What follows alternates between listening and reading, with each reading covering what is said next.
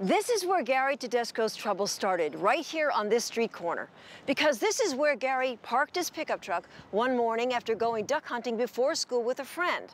He and his friend locked both of their guns inside Gary's truck, and those guns were unloaded. But the school claims Gary's truck was parked on school property. But take a look around. There are no signs indicating that. In fact, this is a public street. There are residential homes right there, and the street is called Willows Street.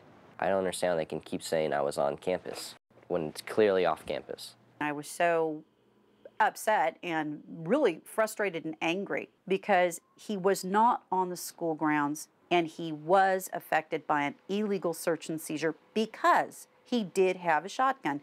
Having a shotgun is not illegal. Having a shotgun at 16 in California is not illegal. What was your concern, being late for school? You know, why didn't you just go home and put the guns away? Well, if I would have went home and took the guns, I would have had to go like all the way across town, and that would have probably took an extra 10 or 15 minutes, and I didn't want to be late. And I thought, you know, if I park off campus, there's no way they would have even said anything, or they could. Looking back, would you have ever thought that going duck hunting that morning would have gotten you into the situation you're in right now?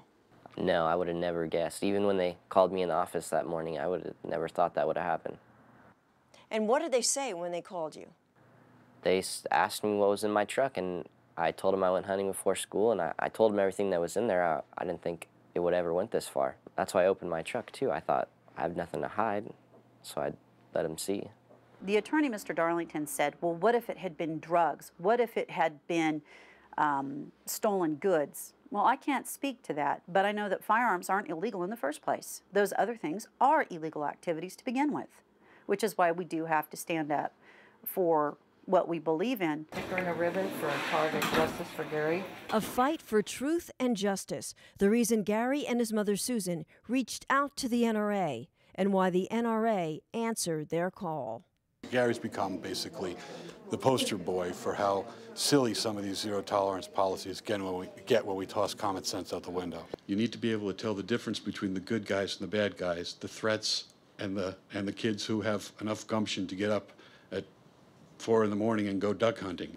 A difference Principal Guyvet refused to recognize because, as he told the board, he considered Gary a threat. The threat, in my opinion, was that a person who parks his vehicle on campus, near campus, can very easily go to that vehicle and use those weapons to harm other people.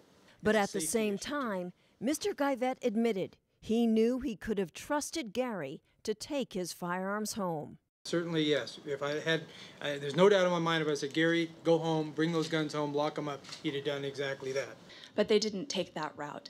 Instead, after the fact, are trying to make it look like he's a bad kid, that he's dangerous, that he's a threat. They're painting this picture of you, of somebody, the principal said, you know, we were concerned about that he could be a threat. What were you thinking when you heard that? It's just confusing. I never would have thought he would have thought I was a danger. I'm just a normal kid in this town. Everyone hunts, everyone does outdoor stuff, and I mean, yeah, everyone gets a few referrals once in a while, but nothing to like make me look like a bad kid. I don't think so. I made a duck blind, above the ground duck blind in my metal shop class we sold at the fair. The portrayal of him hasn't been very fair, nor has it been very honest. In their heart of hearts, they don't believe he's a threat in any way, shape, or form. They never believed he was a threat from the beginning. And I think it actually points to the fact that they haven't been consistent in what they've said. They claim he's a threat, and then they say he's not a threat. They say that he's a bad student, but they fail to point out that he's already passed his high school exit exams in his sophomore year.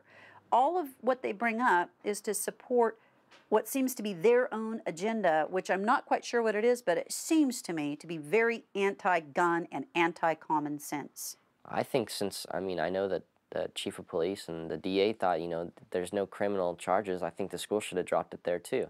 Do you think there's more to this than just your guns in that truck? I think so. They said that they were going to make an example out of me because they didn't make it clear at the beginning of the year that you can't have guns from hunting to take them home. Which is their doing and nobody else's. When I did go in to talk to Dr. Almos, I heard the same message again. Well, he had guns near campus. We're going to make an example of him. Why Gary? I don't know.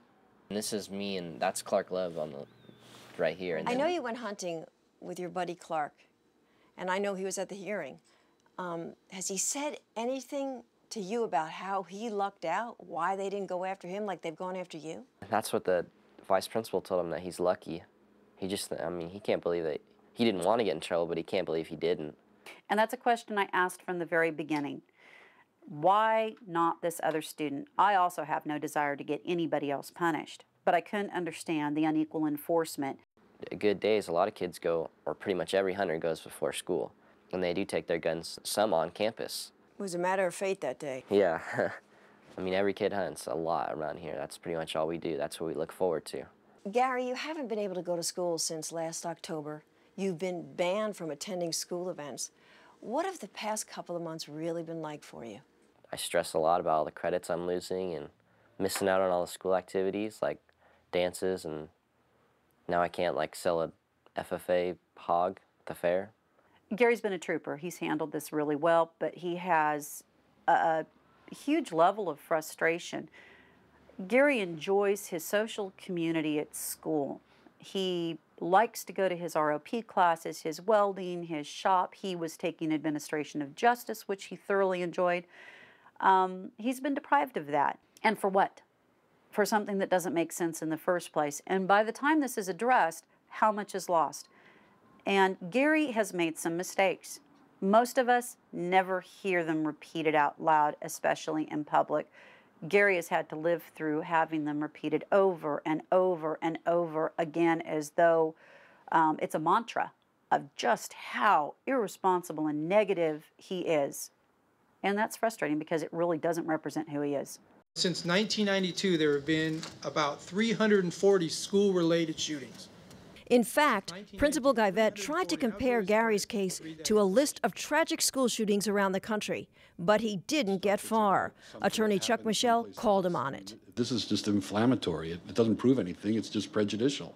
I submit that that kind of fear is what's driven this illogical, irrational, unreasonable approach to this case to begin with. In the end, the Glenn County Board of Education unanimously agreed Gary should never have been expelled. The Glenn County Office of Education Board reverses the decision of the Willows Unified School District Board to expel Gary Tudesko. I adjourn this meeting. The crowd also applauded the board for using harsh language, making clear that the Willows school administrators exceeded their authority because Gary's truck was not parked on school property, that Gary was not given the opportunity for a fair hearing, and that, most importantly, this was prejudicial abuse of discretion by the district as a result of the following: that this pupil's presence causes a continuing danger to the physical safety of the student or others.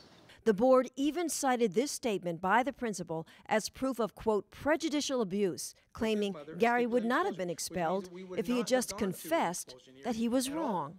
All of this dirty laundry, so to speak, would not even been aired had Gary agreed that, yes, I did something wrong, yes, the school is right in giving me discipline. But the Glenn County Board of Education didn't buy any of it, and they made sure this traumatic chapter in Gary's life was erased from the books. The district shall reinstate the pupil, orders that his record of expulsion and any references to it be expunged by the district, and awards any costs incurred by the pupil or his parents being reimbursed by the district. Today, I believe the board not only upheld the law, but just as important, the board represented the community it was elected to serve, a community that values common sense. What did you think when you saw that room filled of people, many who you don't even know, but there to support you? What did you think about that?